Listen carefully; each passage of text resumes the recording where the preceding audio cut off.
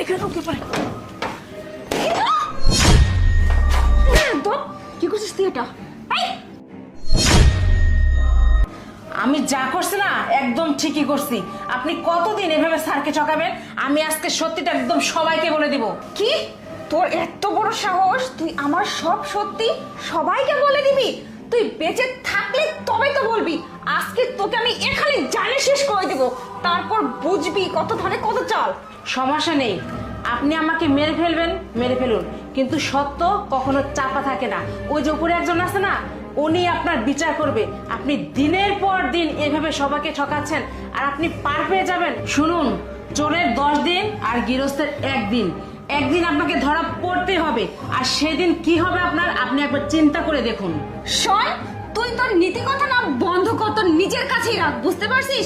আমাকে হুমকি ধামকি দিয়ে না কোনো লাভ হবে না। কি রে, তোকে তো আমি জানেই শেষ করে দেবো, তুই আমাকে হুমকি দিবি কি? তাছাড়া তোকে যদি আজকে লাথি মেরে ঘর থেকে বের করে দিই না, তো না খেতে পেয়ে রাস্তায় পড়ে মরবি, ভিক্ষে করে খাবি। আবার মুখে বড় বড় কথা, তোর পেটে লাথি দিতে না আমার 1 মিনিট সময় লাগবে না, আবার আমাকে নীতি বাক্য শোনাচ্ছে। আপনি আমাকে যাই করুন আর যেটাই করুন, মেরে ফেলুন, হুমকি দেন, যাই করুন, আমি আজকে সত্যটা সবার সামনে প্রকাশ করবই করব। এটা আমার যাই হোক, আমার কোন আসা যায় না।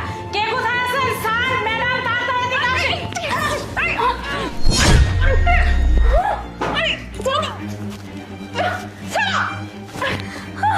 কি ব্যাপার?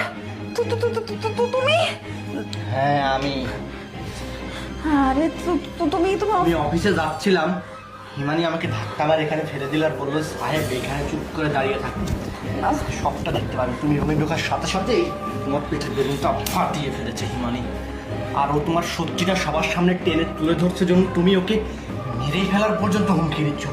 তোমার সাহস কতটা, আর তুমি কতটা খারাপ হয়ে গেছো, কতটা নিচে নেমে গেছো তুমি একবার ভেবে দেখো।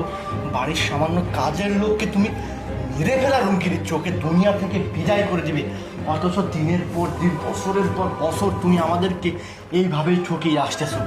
তুমি মা হতে চলেছো, মা হতে চলেছো, এই মা হওয়ার নাটক করে তুমি আমার কাছ থেকে কত টাকা পয়সা নিয়ে তো একটা বাড়ির কাজ তুমি পর্যন্ত করো না। তুমি সবসময় শুয়ে বসে থেকে খাও, আমার মা বাড়ির কাজ করে, তাও তোমাকে যে কাজ করাই না যে তুমি মা হবে।